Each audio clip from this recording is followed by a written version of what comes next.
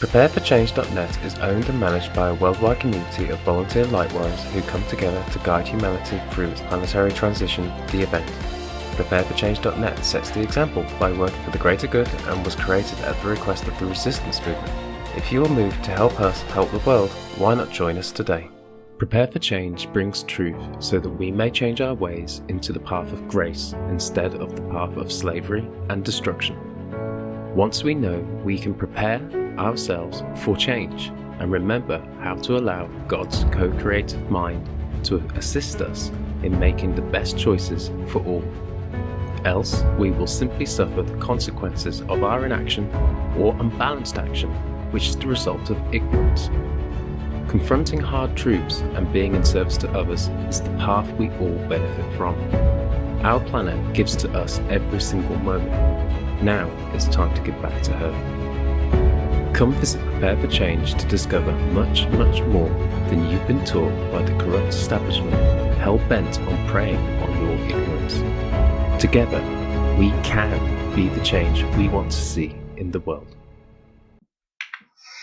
So good morning, and thank you all for being here. I am really excited to have Rob and Raymond here with us today because what they're going to share has to do with our total ascension process and how we get there from where we are right now after living in 2 years of fear. So Dr. Keller and Rob Potter have both been lifelong contactees from the people of Venus, and I also believe with the Pleiadians. The visitors are more spiritually and technologically advanced than our population here on Earth, and they have been showing up for centuries, if not eons, as noted through the Bible and other ancient texts from around the world, and I'm sure that Raymond will be sharing some of that with us. We know them as angels, or angelos, which is the Greek for messenger. The Venusians, Pleiadians, and other advanced races have been watching over our progress on Earth. Their involvement in our affairs increased with the advent of world wars and the atomic age. It not only threatened our life, but our earthly realms and their realms as well. So they're keenly aware of our struggles, and they're reaching out to people like Raymond, Rob, and others with open hearts, eyes to see and ears to hear, in order to share the messages, profound messages for mankind. So at this point, welcome. I'm so happy to have you here, and let's go. Thank you, Rob and Raymond. If you'd like to kind of introduce yourself personally to this group, I'm sure some of them are familiar with your work, but you know, we've heard that you have been lifelong contactees. Can you talk a little bit about how those experiences started, when they started, and what those were like? Go ahead, Gus. Okay, thank you. Thank you, Melissa. Thank you, Rob. Welcome, everybody.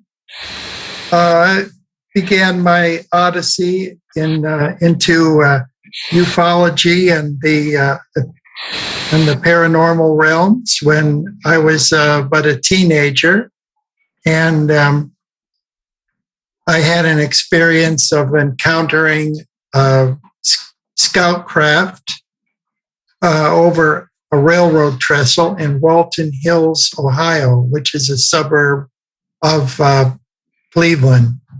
And the article was written up in the local papers and even in the National Enquirer. And this led me to publish a UFO newsletter called the Flying Saucer Report. It was financed by Earl Neff, the director of the Cleveland Ufology Project. And we began exchanging publications with leading lights of the UFO community from around the world. And I've been writing and researching about UFOs ever since then. And or in the 1980s, I organized my own group called Outer Space International Research and Investigation Society, OSIRIS. And I had direct contact with an extraterrestrial on the slopes of Mount Shasta with a group from Salt Lake City, largely from Salt Lake City, of the chapter of Osiris there. And she revealed many things about the Confederation of Light and the planets that are inhabited in that confederation, and much esoteric knowledge that I put into my Venus Rising books. Well, again, that's a little short. He he was editor of his home newspaper, and he hand wrote these things. You see, he's got these little pictures of flying saucers in his little report. Was pretty cute, but pretty, prophetic what his life has become as a great researcher and a tremendous historian. If you guys check out his books, there are on my website. Links are in there and stuff. Well, he's had a tremendous amount of knowledge. I myself, and like Raymond himself says, we're just postmen delivering the messages from the angel force, or the ministry of angels, as I like to call them. And my thing started I was about 16 or 17 when I met Dr. Fred Bell. And he was beginning some direct contacts with Semyasi. And from there, I had most of my experiences were out of body, very hard to assimilate. And I too have been researching and studying my whole life, mostly on my own, with my own telepathic communication and experiences. And it was through Gabriel Green, the same person that Raymond was introduced to, at that time would be the future Queen of Venus and the head of the Galactic Confederation of Light of 601 worlds and 51 systems. Gabriel Green was a lightning rod of experience, much like Gabriel Green, but I would have to say on a higher level in the fact that he was having intimate contact with extraterrestrial visitors at his house. And that was where, if those of you who follow my website, Gabriel Green invited me to my house and said that the Ascended Master Hilarion sent a teacher for me. I'm not going to go into that story. It's been repeated many times, but that experience changed my life, and that most of my experiences were out of body. So from there, I've just been growing, and that's down there is when I had my first meeting with some of the Venusians. So I'm just so grateful to know Raymond and to be able to share him with the world. So obviously this had a huge impact on both of your, lives and the direction that it took, right? And can you talk a little bit more about that and what you feel like your purpose is on this earth at this time? Oh, yes. Well, I definitely agree with you, Melissa, that there are two important times in the lives of each individual: when they're born and when they realize why they were born, as Mark Twain had said. And my point of self-realization came in 2015 when I was at the Veterans Hospital in Pittsburgh, Pennsylvania, having quadruple bypass surgery. And same operation that Bill Clinton had. And they actually took my heart out, put it on a table and to operate on it, and then put me on the artificial life support system. And during that time, I had a vision, or a kind of out of body experience of being translated to a ring of light far above the earth, overlooking the North Pole of the earth. And I was in this ring of light, being very dizzy because I couldn't see anything above me or anything below me either. And I was holding on to this ring for dear life, at which time I encountered my oversoul. When I turned to the left or turned to the right, I encountered my oversoul. And I knew it was my oversoul because it looked like myself as a teenager. And he was wearing clothing from different periods of time on Earth. And somehow I just innately understood that these were various manifestations of myself from prior incarnations. And then he offered me the opportunity to either go with him and return to Venus, which is my home. My home as a star seed, or to go back to Earth and to finish writing the Venus Rising series, which is a concise history of the second planet. So I knew that this is what I had to do. I returned to Earth. This is what I was born to do. And I've been doing it ever since. And of course, the fifth book has just been, or the sixth book has just been published. It's Flying Saucers and the Venus Legacy. My experience is kind of similar to Raymond. Raymond, of course, he had visited Venus in 2012 to 2013. I'm going to add to it because so he had already had the time on Venus and the experiences of researching stuff, and the near-death experience lit a fire under his little bum, and he's been cranking books out ever since. I'll say that. He's actually finished the seventh book, and the Gospel of Thomas would be the eighth book. The seventh book is in queue to publish, and he's pretty close to finishing the ninth and 10th book, or will be the ninth in the series of Venus. And then he's going to write his autobiography, and I'm hoping we're going to get some good stuff there.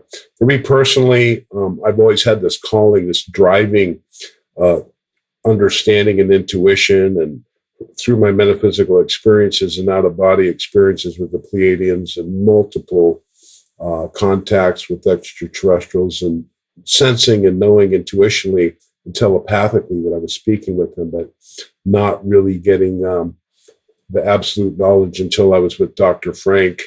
And when I met Valiant Thor with the people he was with, and then I met Joe, and I met Dawn, and then when I was initiating the Order of Melchizedek of Venusian, stood up at the front of the room that wasn't there and initiated me into that order.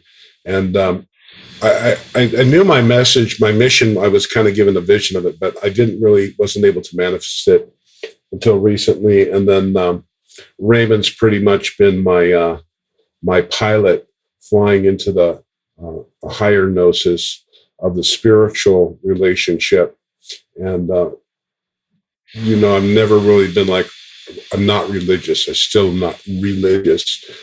Religion comes from the word religare, which means to reunite, just like the word yoga means union. So through Raymond's experience with Gospel of Thomas, which is maybe another show, but it talks about resurrection, eternal life through Jesus Christ as the firstborn of heaven. Now, Raymond can maybe address some of those questions later, because we get into religion and people are very triggered, and it has nothing to do with the church or any of the pastors. It has to do with the life and the true teachings and the example as the Creator Son incarnate on earth as a living Word of God. His life and the teachings that he brought is the most important thing. So it's been a lifelong thing, and it's very exciting. With regard to current events now, obviously we're approaching a tipping point within humanity. Have you been getting any messages regarding ascension in particular, or what we can do to help humanity during this time? I think we'd all be interested in hearing that. I can answer that. Raymond doesn't. He's not. They don't like to talk politically, and in some levels, I'm not really super stoked that they want to keep all that completely secret. But I'll just say that there's tremendous inroads. There's some reports going around, and I can confirm that my friend Luis Martin said in 2018, the earth is free. It's up to us to make our own choices now. And this goes into a complex political situation and the exopolitical situation in regards to the various confederations and violations of galactic law regarding transhumanism and control through an artificial intelligence. And that is being dismantled by the Galactic Confederation through a person named Kim Gogan, is the way that they've done it. And I was shown many years ago, what about the control network? And I telepathically got a strong communication in the 90s when computers and monitoring came in. They said, don't worry, Rob, they're going to set it all up and we're going to swoop right in. We're just going to turn it over to the light. And that's what's happening now. The quantum AI system is failing for the Dark Lords and their portals to darkness. And the forces of light are here in unbelievable numbers. Raymond can talk about the United Council of Worlds. So the future's so bright, so get your sunglasses on because it's coming. They are, as Corey has recently said, doubling down on the transhumanist agenda. But once again, I have always said that we can always make lemonade out of lemons. And this is coming forward right now. And I give a message to you, light workers. Stop living in fear. And I'll read some things from the Venusians that in direct answer to your questions in a moment. But it's the light that pushes out the darkness. One little candle. So if we stay in that fear and we act as spectators watching the current situation and wanting updates, we need to be involved in creating the new platforms on Earth. We need to be involved in serving in a positive way and refusing to comply. We don't have to fight the dark forces. We refuse. All the nurses, all the doctors are taking money and all these things. We have to, even the military people need to stop going into the theater of war, which becomes a loose feeding frenzy for the dark demons that have infiltrated our world through their human minion hybrids of the royal elite families that are continually making poor choices. The abomination and the insatiable lust for power and greed and money needs to go away, and we need to cooperate and have compassion and love and serve each other, just as the master said. So I think that if we don't focus too much on the political situation, I can tell you that it's very bright. It's up to you. Look in the mirror, raise your frequency, do your exercises, and don't spend so much time on the things in life that amount to a hill of beans, as Dr. Frank used to say. Focus on your spiritual gnosis and your development and connection to your higher self. And there's lots of other wonderful teachers in that level. Go ahead, Kaz. What's happening today? Okay. Well, in the course of writing my Venus books, a lot of material has come my way. Also material that I collected from publishing the Flying Saucer Report and the New Millennial Star, and writing and researching UFOs over the years. And I keep binders on all the ufologists and all their different work. And, page after page of information. And I was getting a lot of questions about the latter days and the signs of the times and watching the skies and so forth. And of course, we don't know the hour or the day, but a lot of information has come to me over time from Dr. Frank E. Strange's, Dorothy Martin, who is known as Sister Thedra, and others, about the signs of the end times. And of course, they were misunderstood when they were on the earth. So that's why right now I'm doing a whole series of articles about the signs of the times and the last days. I just came back from Sedona, Arizona. I spoke about Dorothy Martin and her life and her ministry. She was born in 1902 in West Virginia, very religious, had moved to the Oak Park district of Chicago, and then later out to Sedona, Williams, Arizona, and then to Mount Shasta. She was an associate and a friend of Dr. George Hunt Williamson, who was a friend of George Adamski and one of the witnesses to the landing of the Venusians out there on the 20th of November, 1952 at Desert Center, California.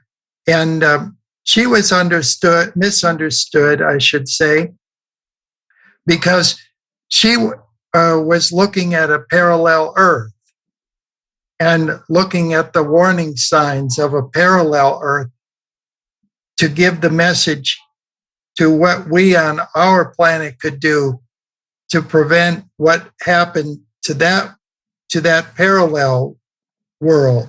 And so when some of these things never came to pass, they were saying, well, she was a false prophet and this and that, but she really wasn't. And Dr. Frank Stranges was often misunderstood because he equated angels and aliens, and he had various classifications of angels that corresponded with the missions to the contactees of various extraterrestrials. But really, he wasn't saying anything that Reverend Billy Graham hadn't said, that angels and aliens were one and the same thing, and that he wouldn't be surprised if the angels arrived at the Earth in flying saucers. And he wrote all that in his book, Angels, God's Secret Agents, on 1975, on page 21, to be exact. So this is all very, very real. There's prophets that have come among us, and of course, their message has fallen on deaf ears for the most part.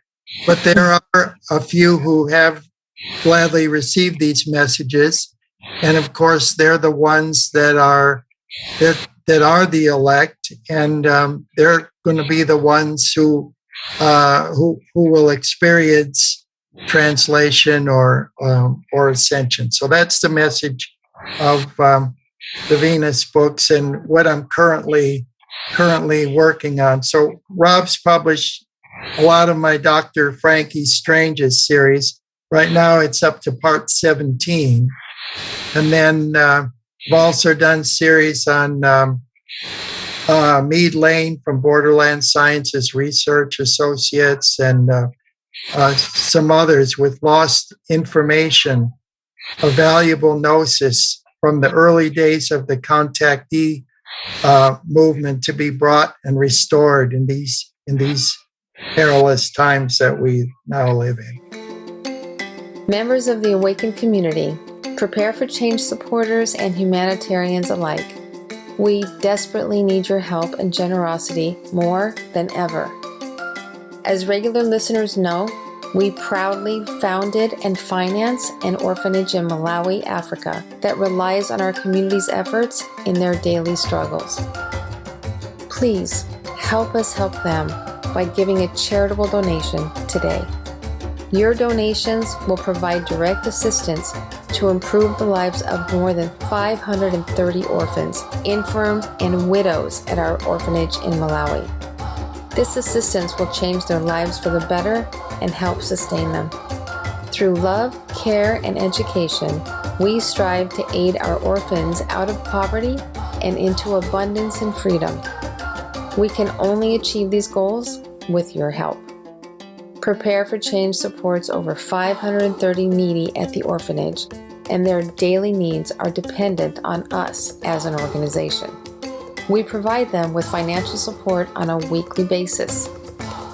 The vision we have for our adopted orphanage is that we can raise enough funds to eventually cover all aspects of the children's welfare.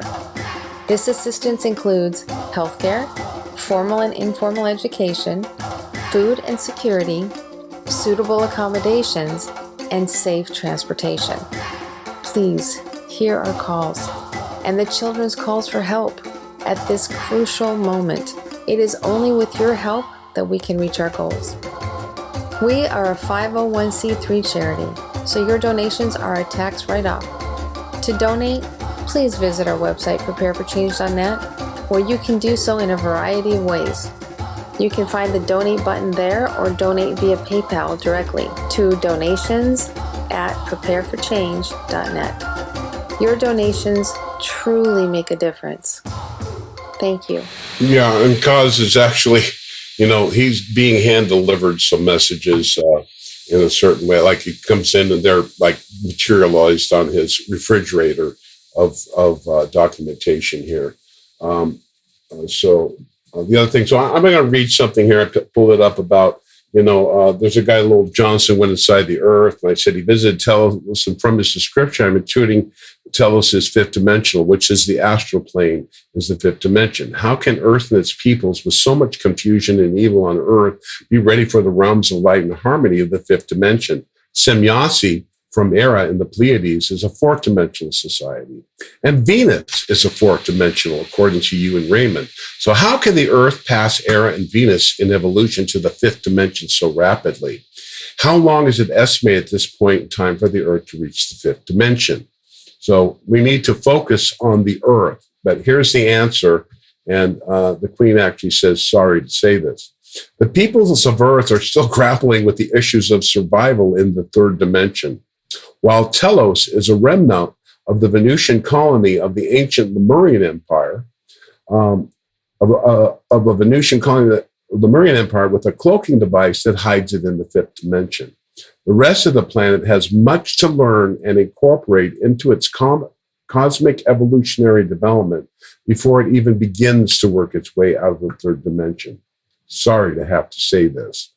There are also other cloaked cities in Asia, Europe, and South America, but I am not at liberty to discuss these in any detail. That was answered directly by the head of the Galactic Confederation, Lady Ordo, the friend of Raymond, who he met when he was 17 years old. In fact, I don't know if you want, this might be a good time. I can share the screen for the PowerPoint and show you all, and you guys can all ask questions or something whenever it's time. I'll let you guys guide it, but I thought I would just share some of these images. I won't take long, but I'm going to share real quickly, and I'm going to show you some evidence of translated beings. For the thing, would that be okay, you guys? Yep. I think we have a couple questions, but nothing. We could, if this makes sense. Go ahead and ask them. Go ahead and ask them, and Cause can answer. I'll pull them up. Okay. This is directed to you, Rob. Can you please expand on your comment regarding Kim Goguen? Is this the person also known as Kim Possible? Yes. Sorry, go ahead. Part question. And what is her role in dismantling of the known structures? Thank you for a fascinating session. I think it's very important that I don't know. Are you guys seeing anything? Oh, here we go. Okay, I'm going to share it. Okay, so Kim Goguen, and I don't want to. It doesn't. Am I sharing something now? Yep. Mm-hmm. Are you seeing a PowerPoint? Yes. Okay, so I'm gonna start slide here and just get going. Slideshow, and I'm going to play from the start. Okay, so Kim Goguen is. We'll get right to the people here, so I'm ready. So I'll let you guys read that while I talk about Kim Goguen for a second. So Kim Goguen was chosen as a representative of Earth, and they've done this simply by her DNA. She has taken over the back system, or the quantum system that was always controlled and kind of linked to a federation. Now, the Federation has come to the conclusion, as the Venusians have a long time ago, that the transhumanist agenda of the negative forces, and they don't want to go into that history. We've got Corey Good. Cobra is also correct in some sense. In fact, the time travel experience in Raymond's fifth book and what Dorothy Martin, or Sister Thedra from Mount Shasta, said was correct. There are strength and toplet bombs, but they have this well under control in our world, especially since the Venusians dealt with it in 1960 in the future timeline. I don't want to go into that too much, but so she's in charge of the world's financial system. And I really recommend people get United Network News. She's giving intel. Ben Fulford is correct. Nisara and Jasara, in a sense, is correct. in that true intention that everyone's thinking is real. However, Nisara and Jasara has all of the same fingers in the pie of stealing, and they were going to use this new reset system to combine it with the social credit system of Starlink and the Azure system, which Kim has taken down with a couple clicks on the quantum computer. So she is establishing and working very hard for us to create new platforms. And the Venusians talked to me about this. They said, we work with new platforms. And I'll be releasing information that they work with Thomas Jefferson, the woman I met. She worked with Benjamin Franklin. And that's another story. I'm working on that. But I just suggest you go to the United Network News app, and you're going to have to follow her. She has 1 hour to 2 hour sessions every week. I didn't believe it either. I started following her, and she started talking about a quantum system. Raymond, maybe you can share about a quantum system at some point here.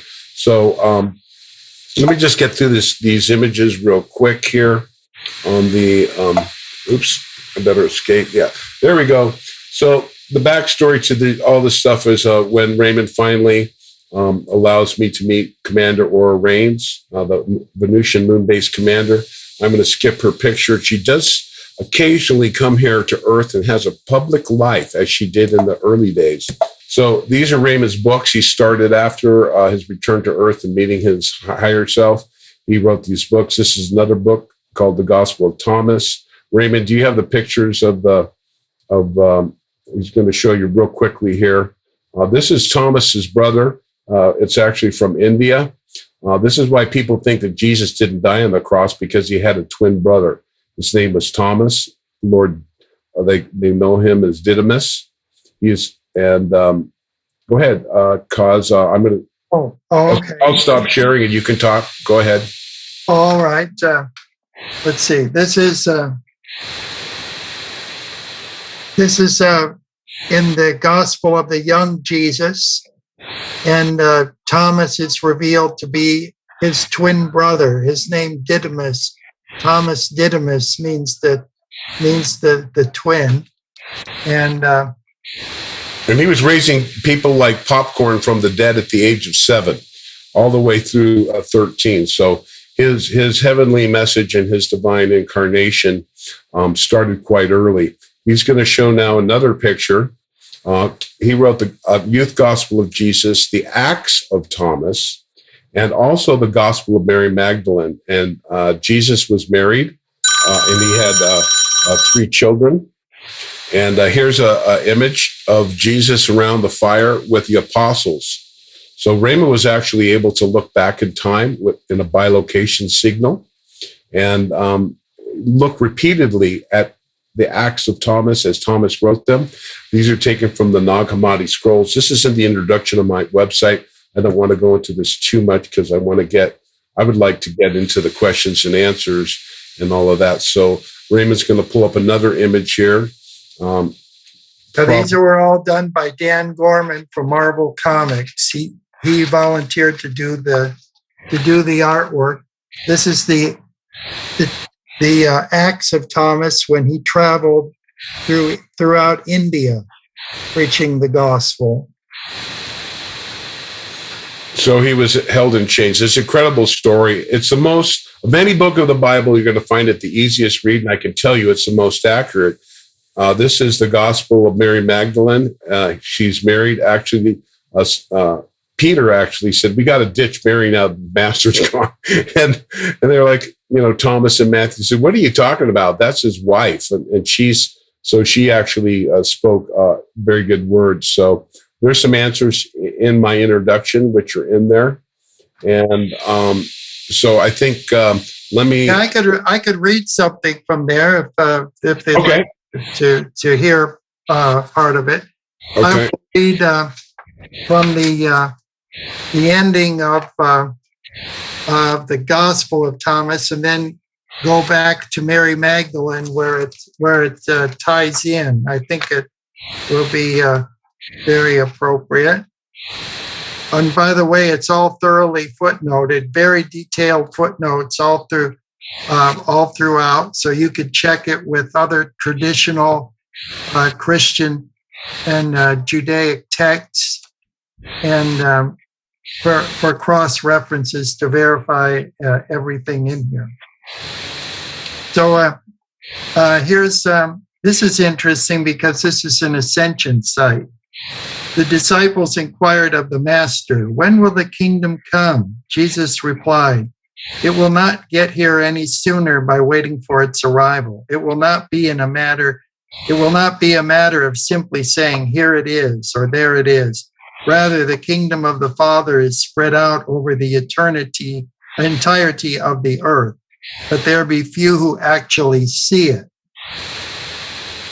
Simon Peter urged the other disciples to expel Mary Magdalene from their band, saying, "We should ask Mary to leave us, for women have no part in the work of the brethren, let alone fellowship." Jesus, overhearing this remark, said to Peter, "Have no qualms about Mary, for I have found her worthy of the work. Know ye not that the Father created man and woman in his image? Male and female created he them. Like yourself, Mary possesses a living spirit.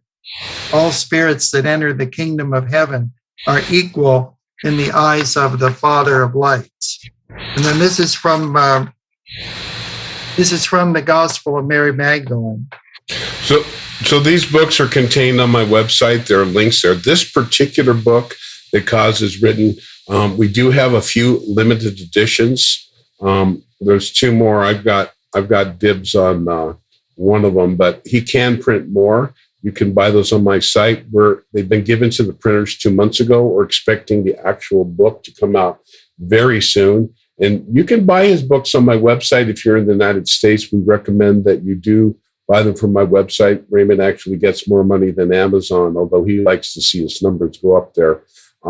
You can wait. You can also buy them overseas. They're so expensive to ship, unless you really want to pay it's literally $40 for one book to England now. So I'm going to go through these pictures and then I can shut up and Raymond can make any comments. But when Raymond wrote his first two books, the Queen sent him these two angel messengers, part of the angel force. And you'll notice they're wearing a raspberry beret. And Prince actually met one of them. I can pretty much guarantee it because he changed his name to a symbol, which looks very similar to what Luis Fernando Martens is. So they work with musicians, scientists, clandestinely or openly. So this woman on the left was Lady Columba, and she handed at this meeting Raymond two of her a transcript of a book she wrote on her return from Venus after living there for 4 years in 1961. And you can show the book here. I showed it previously. This is the cover. And so she said, make it modern. So that's what he did. He made it modern. This is the Queen of Venus, Lady Orla. This picture was taken in 1954. And I'm going to show you another one. She met him. Anyway, it was a long story that I want to go into that. This is George Adamski, the first contactee, met Lady Orla. She was not the queen at that time. She was a translated Venusian, and that's what we're going to get into real quick. Here's Raymond at that meeting. These two women appeared in a flash of light between the trees. And this gentleman, who I met, is Lan, and he is 2,400 years old. He was born in the first Persian emperor during that time period under Darius the Great, and he ascended in one lifetime as a Zoroastrian beekeeper and became a dual citizen. He is now head of the security chief on Earth, and in Raymond's books, you can look and see that he has been noted by many contactees that mentioned his name. It was an honor to meet him. He was quite amazing. And the girl on the right that you saw was from India, and you can see this incredible energy in their eyes. I should go forward. We already did that one, but here's the Queen in 1954. She's carrying in her hand, note the symbols in 1954, documented. This is Ramu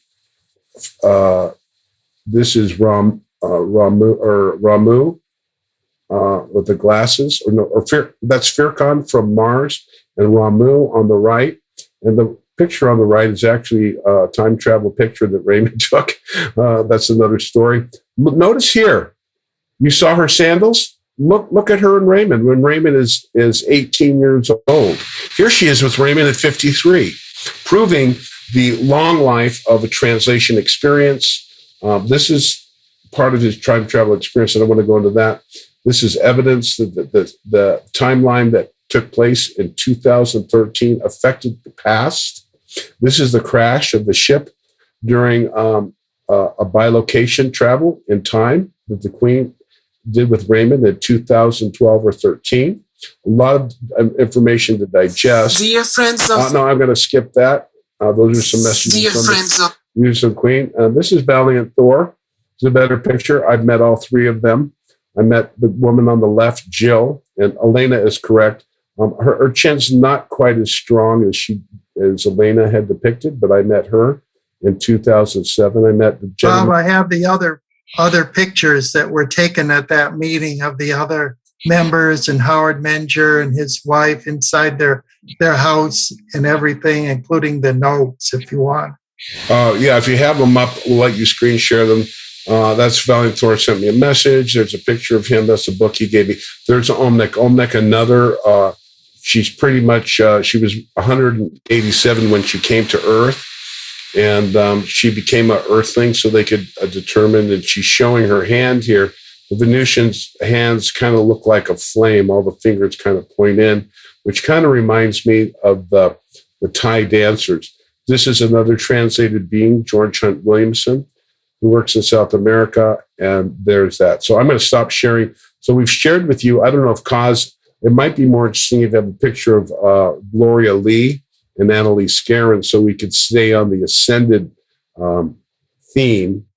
And I think if you have any more, if you'd like to add some information there, but these people are taken in a form of translation. I'm going to explain this because I go in a little quicker than Raymond, but what happened to that woman, the blonde woman, Lady Columba, was that she told people, I'm not going to die. I'm going to go to Venus. And before she passed away, it happened to Dr. Frank too. When I visited him on his deathbed in December of 2007, not within a week, he said, I'm waiting for the good news. He said, Doc, and Val came in the room last night. I said, the good news, you mean you're not coming back? And I was kind of sad that he wouldn't be here. And he said, no. So what they do is they take your DNA and they actually download your memories and you wake up in a young body. So that's translation. It's like becoming, would that be considered the firstborn, Raymond? Yeah, well, a translation is like Enoch of old, that he was actually lifted up bodily from the surface of the earth. Okay, so that I just wanted to share all of these images of translated beings, and yes, some of them are wearing red berets in their service to the earth. They're not concerned in silver spaceships or silver spacesuits. They're here to give messages of love, hope, peace, and truth. And they're not here to correct our political situation, although they do work tirelessly behind the scenes to remove outside influences and to mitigate the influences of some of the negative forces. So I'm going to shut up now and let questions come and let Raymond answer some questions. I just wanted to get that out Sure. to everyone. Thank you. So we actually do have a question around that topic. Are we going to drop our bodies when we ascend or translation? I'm not sure on the tense of that, translation, translate, or will we dematerialize? Okay, in the process of translation, you will take your physical body with you, but it will be quickened. It will be undergoing a process of acclimation to the celestial realms. Some people say it's celestialized. In the book of Corinthians, I think it's chapter 15. Paul the apostle talks about various bodies bodies terrestrial and bodies celestial, and spiritual bodies differing from material bodies. So we'll have an outward physical appearance, but the body will be quickened so that we'll be adapted to live on other planets of a higher order of existence. Okay.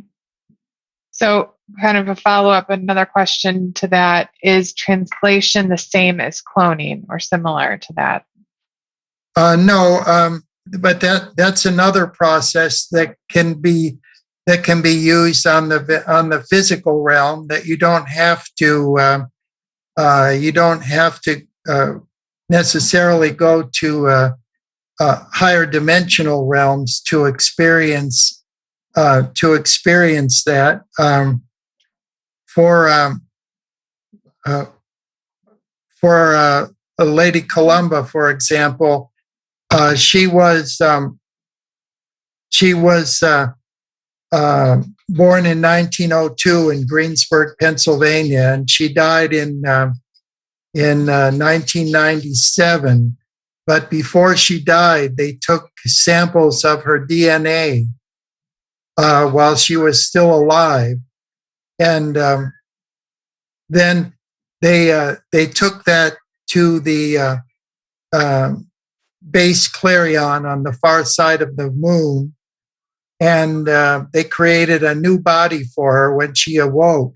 They had downloaded her intelligence, or replicated her intelligence into this kind of a machine, and then they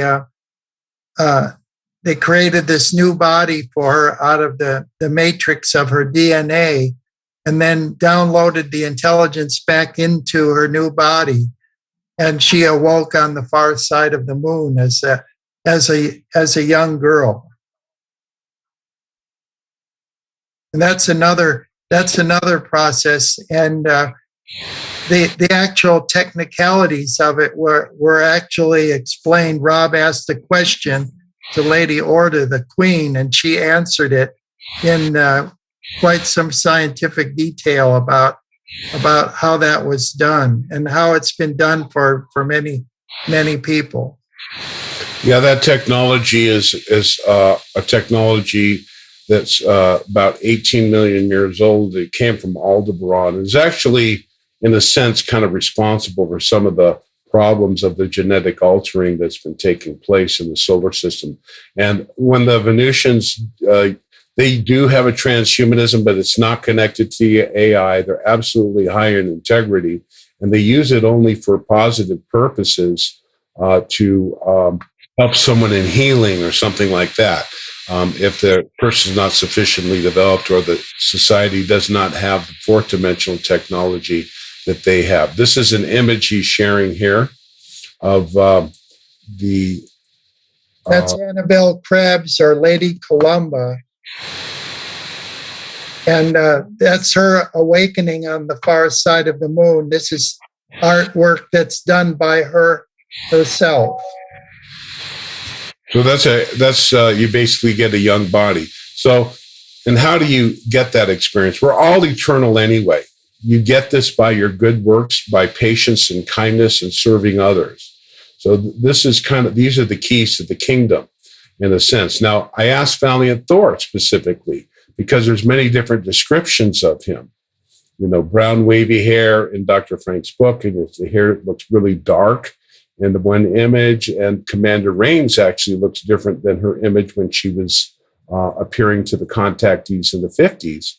And Raymond and Dr. Frank Strange's actually, they came in, he was in jail for a crime he didn't commit, and they sent down an exact duplicate Valiant Thor in a suit. And this guy, looking just like Dr. Frank Strange's, I don't know how they did. They cloaked, they walked right into it was kind of like a minor, it wasn't like I don't know where the prison was. It wasn't like San Quentin, but it was a pretty heavy prison. And they walked right out, and Valiant Thor went up and lived on board a platform above the earth for about 7 months, while the double of Venusian took his place in jail. So I know they have that ability. And Valiant Thor said, yes, I've appeared. I take on various appearances at various times. That's all I can say on the matter. So this is a technology, but we have to recognize that if this was put in our hands, it would be greatly misused. Well, I see we have a question here from Susan about nirvana. Is it part of this translation? Well, nirvana is a state of accelerated consciousness in the higher dimensions. So when we're talking about the 6th and 7th dimensional levels, there's no real frame of reference in the physical world because it's beyond space and time as we know it. There's no up or down mass or height or width, depth. It's just beyond our comprehension. But it's a state of active awareness and great empowerment. But it's not anything that we could readily understand in our consciousness. The only way maybe I could describe it like right now, if I'll borrow this analogy from the great master George Adamski, who was also a contactee with the Venusians in the 1950s and early 60s. In his cosmic philosophy that he learned from the Venusians, he explained that each of us is like a raindrop, and that when we go through the cycle of precipitation back into the clouds and then back down to the earth, where eventually it rolls into a river and back into the great ocean, and then it represents an ocean of consciousness. This is every individual and every living being that fills the immensity of outer space, as Helena Blavatsky has said. So this is that's what the best way I could describe it. I hope that's a good answer. As Raymond says, we're in these beings exist in a celestialized sphere. They don't need faith. They've met Master Jesus, who actually came from the bright and morning star as revealed in the Gospel of Thomas. So, Rob, I didn't have a chance to read that first part that in the Mary Magdalene, but it kind of applies to this. So, okay. Can I read it now? Sure. Oh, okay. In the weeks following his resurrection, Jesus appeared to his disciples, both individually and assembled together on numerous occasions, imparting to them a knowledge of the nature of the material world and also of the higher worlds in the spiritual realm of the pleroma. I, Mary of Magdala, the only woman called by Jesus, the Holy One of Israel, to be numbered among his apostles, provide now my testament of his words and teachings for the edification of the saints in Jerusalem and scattered throughout the nations. One evening, as the apostles were roasting some fish and breaking bread along the banks of the Jordan River, Jesus appeared in their midst, but assuming a much younger appearance. The apostles were praying and initially did not recognize that it was Jesus. When he entered their camp, Jesus laughed and said, "Fear not, friends, it is I, Jesus." Peter was the first to recognize him, rise and welcome Jesus. "Good to see you again, Master," he said, embracing and kissing Jesus. Then the other apostles rose, embraced and kissing Jesus as well. The apostles then inquired of Jesus, "Master, where did you go and what did you do there after you left us?" "The Father of lights regenerated my soul and carried me away to the celestial realm of Barbelo, where all stand immortal before him. Barbelo is but one of the kingdoms of the Father, far beyond the sun and even the stars. It is populated with innumerable concourses of angels, to which I could see no end. These great ones are holy and perfected beings. Only those who have been purged of the impurities of the material realm can pass by the angelic sentries that guard the gates of Barbelo. Then the apostles wanted to know how they could purge themselves of these material pollutions, and Jesus explained that one begins this process by setting aside their unbelief. Being thus quickened in the spirit, the seeker opens their spiritual eyes to the reality of the flame of truth that dwells in their heart, no longer relying on the arm of flesh, and having dispelled the darkness, this one henceforth finds himself among the ranks of the awakened. That's just the first couple paragraphs. Members of the awakened community, prepare for change supporters and humanitarians alike. We desperately need your help and generosity more than ever. As regular listeners know, we proudly founded and finance an orphanage in Malawi, Africa, that relies on our community's efforts in their daily struggles. Please help us help them by giving a charitable donation today. Your donations will provide direct assistance to improve the lives of more than 530 orphans, infirms, and widows at our orphanage in Malawi. This assistance will change their lives for the better and help sustain them. Through love, care, and education, we strive to aid our orphans out of poverty and into abundance and freedom. We can only achieve these goals with your help. Prepare for Change supports over 530 needy at the orphanage, and their daily needs are dependent on us as an organization. We provide them with financial support on a weekly basis. The vision we have for our adopted orphanage is that we can raise enough funds to eventually cover all aspects of the children's welfare. This assistance includes healthcare, formal and informal education, food and security, suitable accommodations, and safe transportation. Please hear our calls and the children's calls for help at this crucial moment. It is only with your help that we can reach our goals. We are a 501c3 charity, so your donations are a tax write-off. To donate, please visit our website, prepareforchange.net, where you can do so in a variety of ways. You can find the donate button there or donate via PayPal directly to donations@prepareforchange.net. Your donations truly make a difference. Thank you.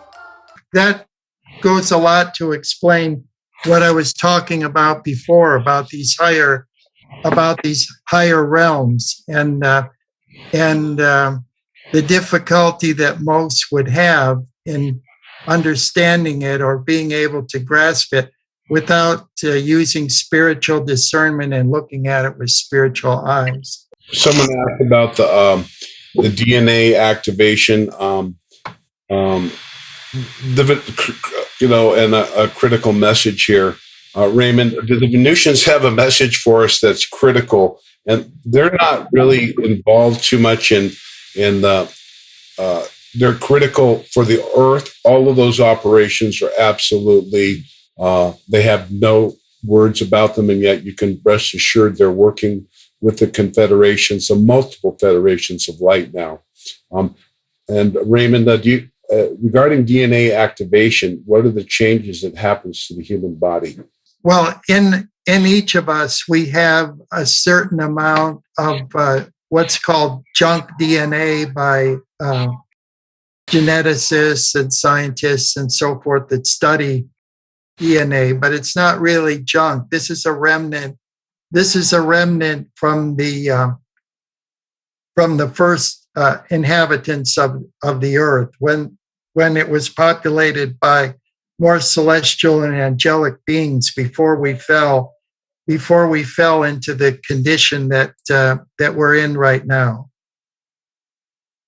And so the process of awakening this DNA comes about through an accumulation of gnosis and understanding and the application of that in our life. So these things will gradually be revealed to us over time as we're worthy of it, and sometimes instantaneously, because as you know, Hebrews chapter 11 verse 3 says that that we should always be kind to one another, for know ye not that ye entertain angels unaware. So just a simple act of kindness or even a kind word to somebody can merit us instantaneous translation to a higher level. So it won't necessarily be a mass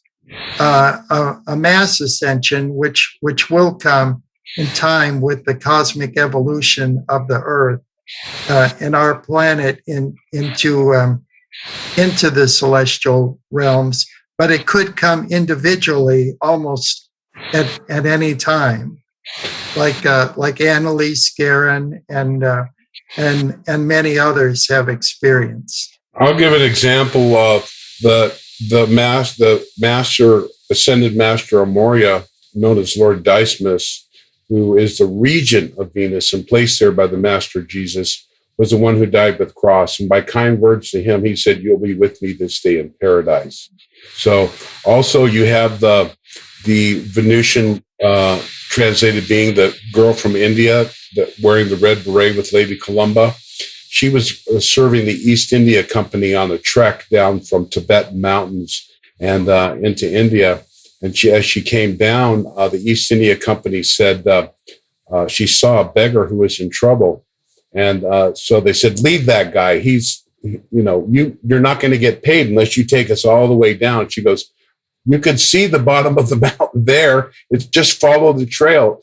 You're not going to pay." She says, "I don't care. You go." And she walked this poor beggar down the hill, and he transformed himself into an ascended master, and he took her to Venus, and she became what's called a translated being, and they become, generally speaking, a dual citizen. The Venusians' population is very small, so I just wanted to add that for you want something critical, be nice to each other. Don't do bad things. Don't serve the beast that cannot be satiated of materialism and desires of the material plane. Seek ye the places of virtue where moth and rust don't corrupt. The kingdom is both inside and without you. And as the Alon told me, he said, "Rob, there's nothing you need to change outside yourself. Patience and kindness will serve you more than any type of endeavor or study. It's not about the mind, it's about the heart on the deepest level. At the same time, we do need proper gnosis and how to channel our thoughts and our feelings into reality. But we have been greatly misled by the dark side, if you will." Yeah, that really resonates with me. Thank you for that. Here's a two-part question. Do we always have to have a near-death or traumatic experience in order to make a connection to the higher realms? And for those who want to connect to higher realms, are there other ways to do this? I've had 2 such traumatic experiences and wouldn't wish that on anyone. Yes, traumatic experience isn't necessary, but through meditation and study, one could arrive at that higher state through a less difficult path, and just generally being open and receptive to receiving further light and knowledge. And I should say that we've probably been in the presence of extraterrestrial and ultra-dimensional beings so many times throughout our life. That there's a saying that we all have a guardian angel, so to speak, and so it's not necessary to have a traumatic event to experience these things. I'd like to say one thing. People have been asking where to get Raymond's books. And I want to say we do have a special. You can get all 6 books for $25, and the shipping runs about $28. So we'll give you free shipping if you get all 6 books. And they're incredible. You can learn more about translation, Venus. Raymond has more information in half of his first book than any other contactee of Venus that's talking right now, or people claiming to know. I can promise you that. But he weaves in a tremendous amount of metaphysical information on tachyons, on time travel. And one of the things that I thought back that I thought I should mention is the Queen said when she gave a description, and it's in my book, which is included if you join my inner circle, and you get the other, get 43 of my conference videos as well. That's on my website. But I was going to say you can get that information there. But the books are incredible, and they have a tremendous amount of information. We also have Omnic's book called, it's a trilogy, From Venus I Came, talks about her life on Venus. And then the second part about her life on Earth is called Angels Don't Cry, and the horrible trauma that she went through. The Earth is a battle zone, especially right now in these end times, as multidimensional federations of associations of angelic beings who have their own apperceptions individually and as cultures, Alon told me. So we have to understand that. The technology that the Queen talked about is called the Vril. It wasn't invented by the Germans. It was invented by the Aldebarans and has been used by many races. And she said that mankind will slowly realize, and as mankind grows in its responsibility and maturity, we will get this technology that when we expose ourselves to specific types of radiation, it can restore your youth, kind of like an ascension seat, so to speak. And you can live, as she said, in some case, like Alon, over 2,000 years. Alon is 2,400 years old. So depending on the situation of that translation, and those are deeply held secrets, but these are kind of like little carrots for us to have the faith and to know that, as Jesus said, the last enemy to be conquered shall be death, and greater things ye shall do.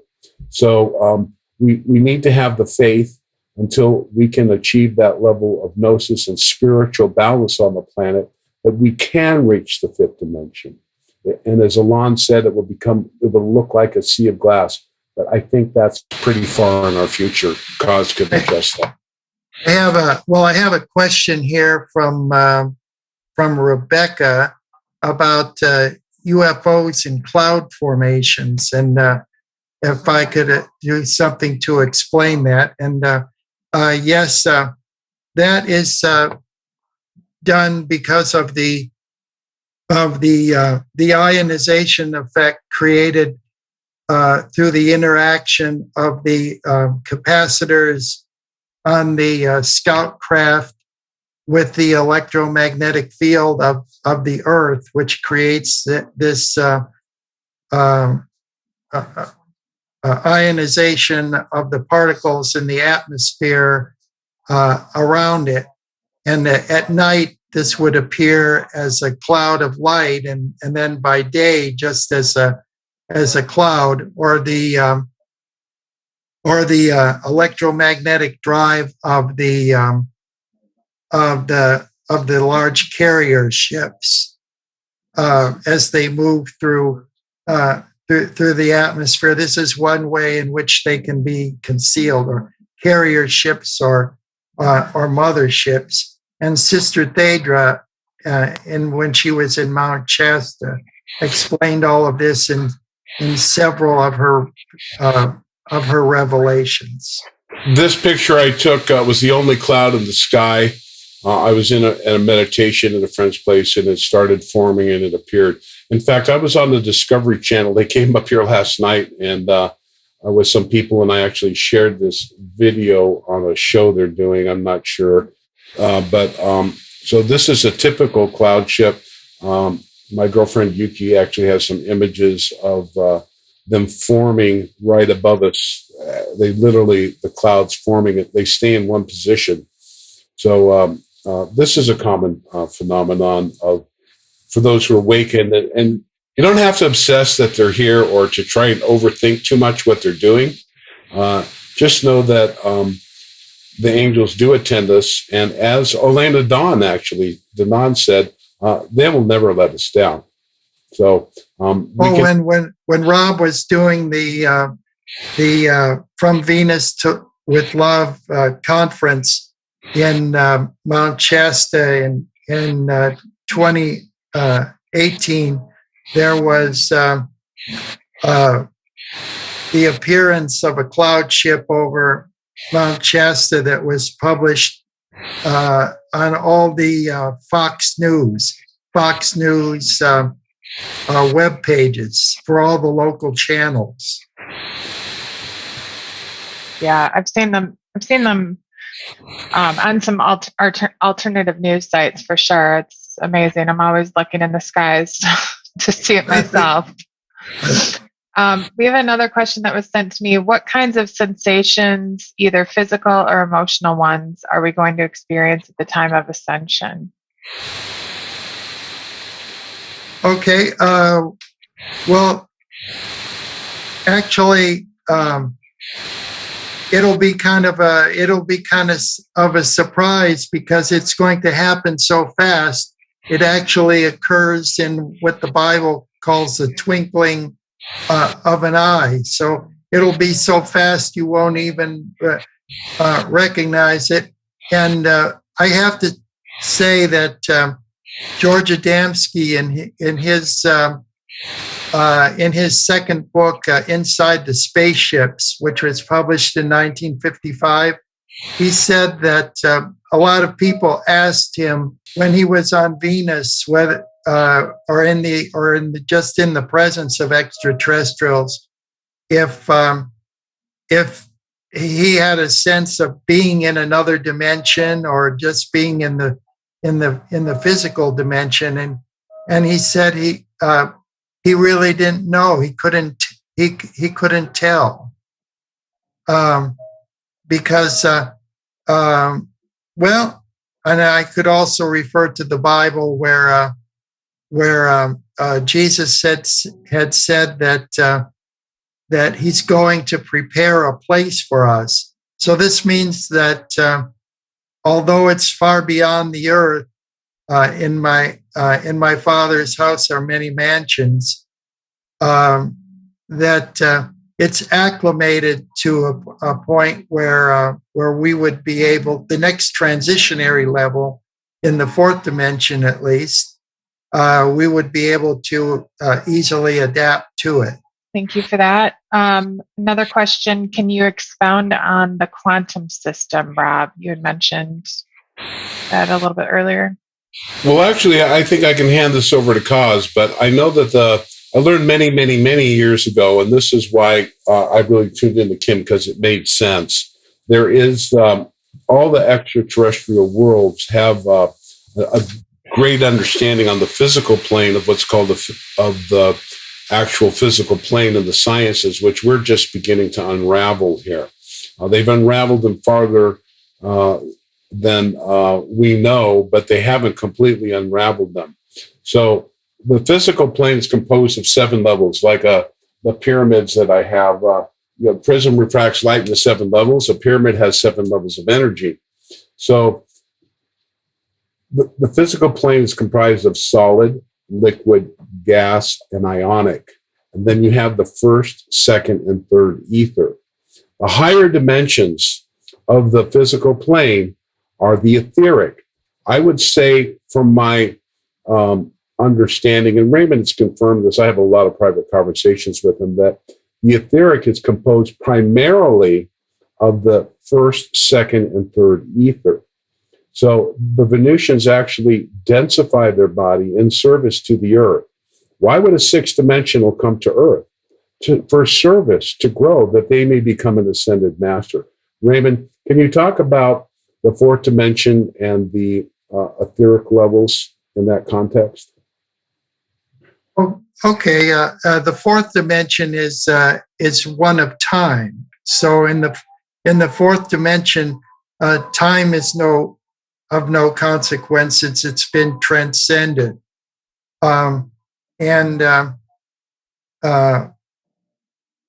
So I would say that. And as far as quantum fields and quantum energy, quantum particles, and so forth, in our physical reality, we have objects that can move up to the speed of light, which is about 186,000 miles per second. But quantum energy and quantum fields exist in much higher frequencies than that. So things are moving there much faster, and you can't just go into a quantum field through regular physical means. So it's necessary to like punch a hole in time and space to do that, and kind of jump through it. It's like a wormhole. There's portals that right. Yeah. And there's portals halfway between the planets. It's like if this was if that dot represented the Earth in our system, and we wanted to use quantum energy to get to Tau Ceti, then it would rather than going in a straight line, we would you just bend time and space. Yeah. The points were together, and then that reminds me of that Sandra punch a hole Bullock movie, through. right? Didn't they have a movie with that? With the Oh yes, Yeah. that's right. Kind of hard to wrap your head around. But Our friend Rob and I have a friend, Gabriel Green, who was a physicist. He studied at the University of California at Berkeley, and all of his notes and information about the extraterrestrials, our friends from other planets, and the Confederation of Light, and how they use quantum energy, and how their interplanetary spaceships work, and how they travel through the immensities of space and create wormholes and everything. It's in my second book, The Final Countdown: Rockets to Venus. Yeah, Raymond, I was thinking they were asking a question about the quantum system. So the Venusians and many other worlds, especially in the third dimension, when they reach a level of gnosis and they're in control of their Hall of Records and the quantum system, it's linked to the Confederation. And it's kind of like a Christ grid. Even on Venus, they have limits of speed for driving or inside telos. If a teenager is coming up, all teenagers go through a acclimatization. And if you're exceeding the speed limit of that's supposed to be done on a magnetic transport because you're a little wild kid, the ship will just stop, and there's no one need to police that. It's in a quantum level. Can you talk about the quantum kind of policing system that's done? And that's kind of what's taking place now. There's something called the golden disk of the sun, which is an interdimensional monitoring device that was misused by the masters in Atlantis and Lemuria that caused the sinking and the wobble. But it's now being used, and they're monitoring what's going here from the higher dimensionals. They don't have to have council meetings. Certain of these beings just tune into, they have a direct line. Raymond, can you talk about how a quantum system can be used to manage?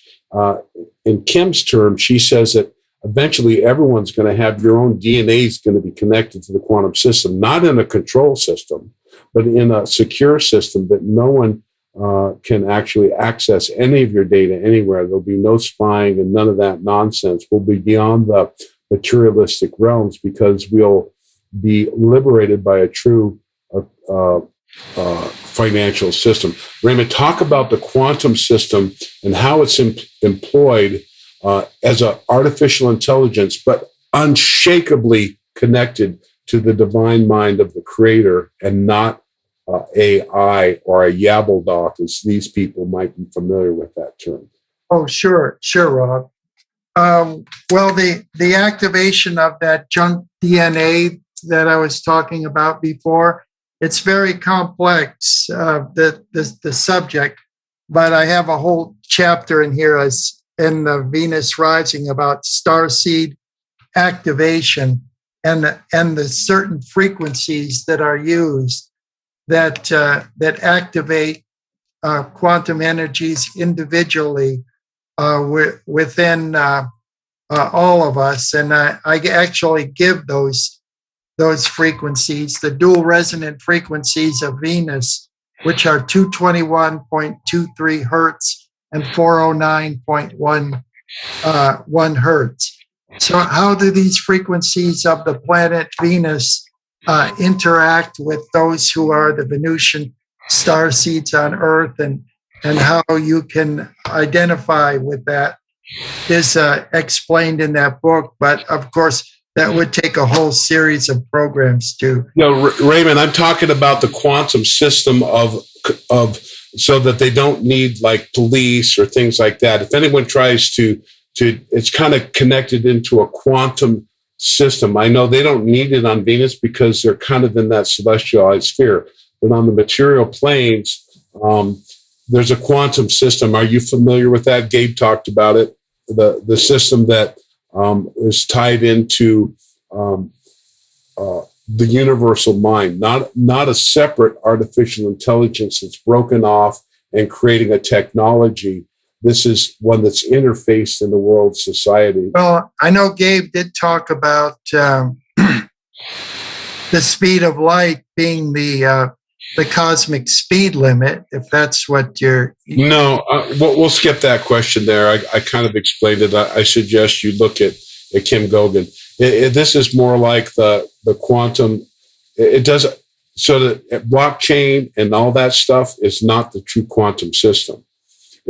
It's called, the quantum system can handle 158 billion transactions a second. Wow. So this system is another level, and that's what was intended to be used against it, but it's not happening. Like Ben Fulford is, he's talking about this and that. What he's sharing from his intelligence sources, they don't even know what's taking place right now behind the scenes. So I guess we should go to other questions. All right. So Kim Goguen seems to be the subject matter expert around that. So if you're interested in finding out more, there was a question in here about the vril. I see that. Yeah. There was, so that's what I was going to go to next. Please, is the vril and the thule, are they related in some way? And as there is a thule base at the North Pole. Oh, okay. We're talking about the Thule Society and the other esoteric societies that were in Germany toward the end of World War I and thereafter, that led to the development of German rocketry and so forth. But these were based on information previously supplied at the end of the 19th century about vril technology, the inner Earth and colonies in the inner Earth, and in outer space on Venus, and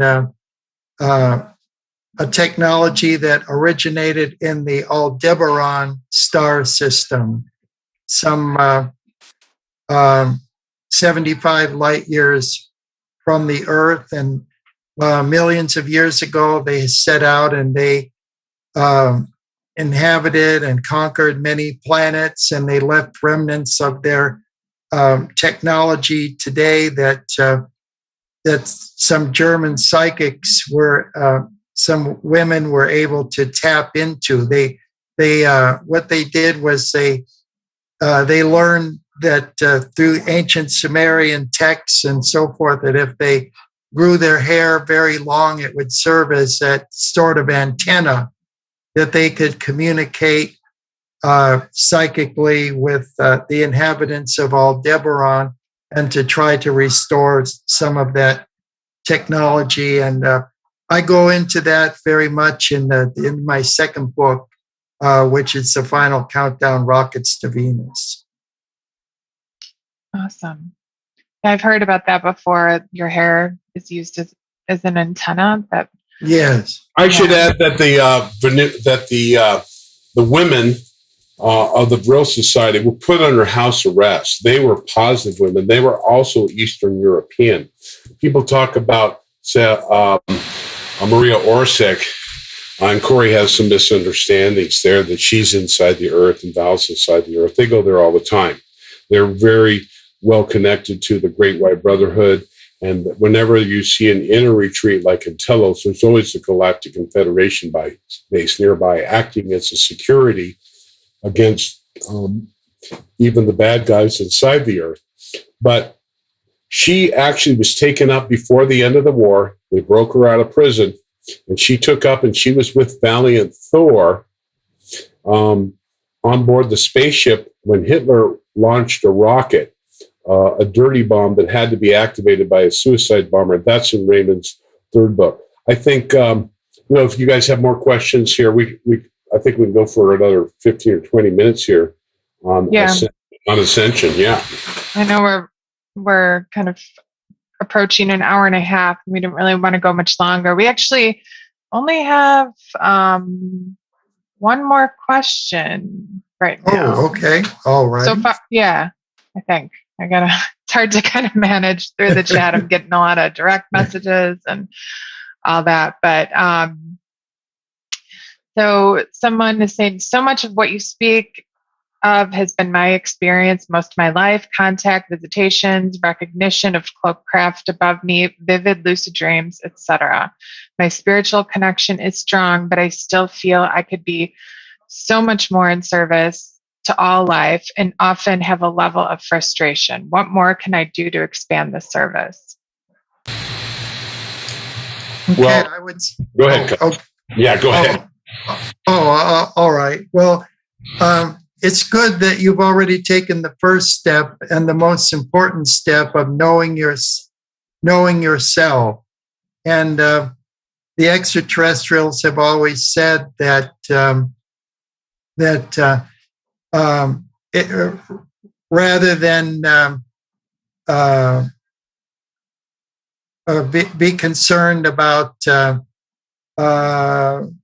all the goings on in outer space and the political world and everything, it's important. The most important thing of all is to know yourself. That's even the ancient Greeks knew that.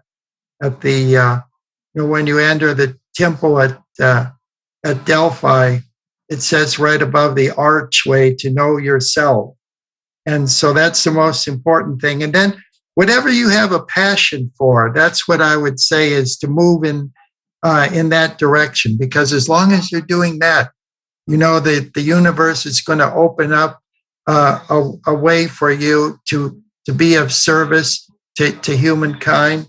And when you're doing that, when you're in the service of your fellow man, you're in the service of God, and that's the quickest pathway to ascension that there is. Yeah, here's something. When Raymond arranged this meeting and I wrote the 13 questions and they responded, they gave me 8 answers. The commander had to read the questions, and people, she wouldn't have to read. They wouldn't wear makeup.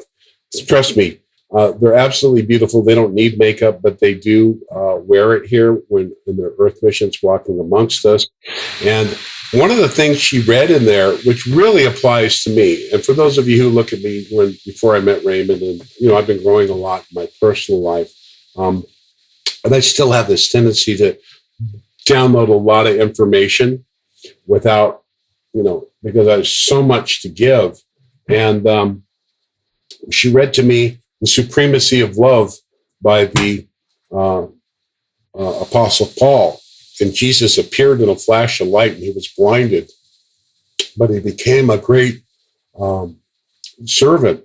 And in the supremacy of love, I think one of the first, throughout it basically says, love is patient, love is always kind, love is never boasts, it never is proud.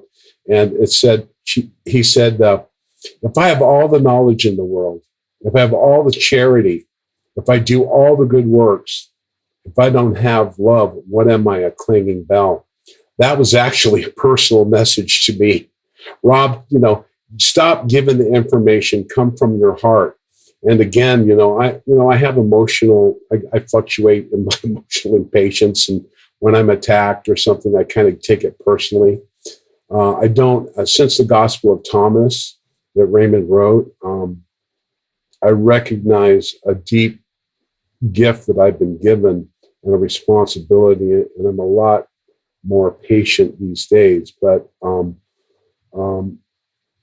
being kind to one another and having patience is probably your best service, and living in the moment and not being so concerned about trying to change the world in your service. Orient your heart towards the one true living God, and remember those teachings that Christ came to teach. He rewrote all of the commandments. Love thy God with all thy heart, and do unto others as you would have done unto you. And if we follow these teachings, it's not about worshiping Jesus and all that stuff, although it's amazing. In the Gospel of Thomas, he's appearing to the disciples like a little kid. They look and there's a little kid across the field. They get closer, they can see it's him. So it was kind of amazing when Jesus appears to him and they're walking in this marketplace. And he goes, Thomas, I want you to go to India. He goes, are you kidding? India, when you went there, you had a hard time. All the Brahmins, and they were raking you over the coals. And by the way, Jesus taught a lot about reincarnation. And Thomas says, I don't have any money. I don't know how to get there. I don't speak the language. And Jesus goes, just a minute. And he walks over. There's a merchant there, goes, by chance, do you need a carpenter? And he goes, why, yes. How did you know that? He says, well, my brother's a carpenter. It was our family trade. And so he walks over and he goes, and Jesus negotiated, gave him a bunch of silver, and off he went. And so in the gospel, you'll notice, and you have to read my introduction, which is on my website in the thing, and also the link to the books there, The Promise Revealed UAT, are all Raymond's books. And the last book, you have to look in the second section for the special offer of all 6 books. But in that gospel, I reveal that, one of the great things about that, putting him in the ministry, I said, well, why did you write Jesus? His name was Joshua. And he said, well, that's the way people know him, so I changed it. I said, how did Thomas speak the language? He's talking. He goes, well, the merchant was his transcriber, but Raymond didn't add that to the book. So I added that in the introduction. And I also added in the introduction how Raymond garnered this information was through a technology that was handed to him. And he's returned it. So don't think anyone can steal it. But I was thinking, hey, Raymond, why don't I'll pay for a police sketch artist. We can get the exact image of Jesus. And he couldn't do that because it's a security. But he was able to actually go back in time by holding the stone to his head and looking through a pair of goggles, and he could look around. He could see the Sea of Galilee. He could see the upper room. He could see Jesus walking. He could discern the words that were taking place between and what the master meant, what the people were thinking. And the same thing through Thomas's ministry. And many things are revealed about the dark hierarchy of light in there and the truth of eternal life. That's what Jesus came to teach, was that we are immortal souls. And he even said to Tom, he said, blessed are those who know that your soul existed before it was even human form. So there's a lot of wonderful mysteries revealed through this ministry of angels and through their chosen messenger and Venusian historian, Raymond Keller. Exciting. We're going to take one more question and then we'll probably wrap it up due to time. But then I want you to make sure we have the right website if anybody's interested in purchasing any of these books, and where to get it and where to find more information, because you guys are a wealth of knowledge. We've only gotten through a tiny bit here, I have a feeling. So one last question in the chat. We have, okay. Asking about the cosmic central sun and the galactic central sun. Can either speak about these, and if the cosmic central sun is actually universal mind / God? Oh, okay. We have the cosmic central sun, which is the etheric portion of our own sun, which serves as a stargate to the greater galactic sun, or what in ancient Egypt was referred to as the Kolob. And there's a very good and detailed explanation of all of that in my first book, Venus Rising: A Concise History of the Second Planet. And this was also commented on by other spiritual masters before in the history of our planet, Emanuel Swedenborg, Joseph Smith, and others. And my spiritual mentor, Clayton Parker, who took me and our group to Mount Shasta on our pilgrimage in 1987, said that he showed us a certain kind of eyeglasses that he had. They were like sunglasses, but they were all completely darkened with little holes punched in them. And then he would look at the sun, and he said he could see ascended masters and angelic beings in the sun, and he could talk with them. And at first we thought he was crazy, but when he took us to Mount Shasta and then told us to follow this trail, just keep following the trail upward and we'd meet an ascended master. And then we actually did meet an ascended master, all 8 of us. Then I knew that this is for real. There is a great central sun and a galactic central sun at the core of the galaxy. And the nature of these orbs and the beings that live there and the dimensions that open up to it are described in my book, Venus Rising. Right. So, Rob, I think you were just presenting your website, The Promise Revealed, right? Is that where everybody can find these books? I was just sharing the books. Raymond's so anxious for people to see this information. It's just tremendous. And I have to agree. This is about the knowledge getting out there. It's not about book sales. He's not at 1 million copies, and Oprah's not going to have him on the show. And this is kind of underground for the light workers as more gnosis comes. Another thing I want to mention is a lot of people, are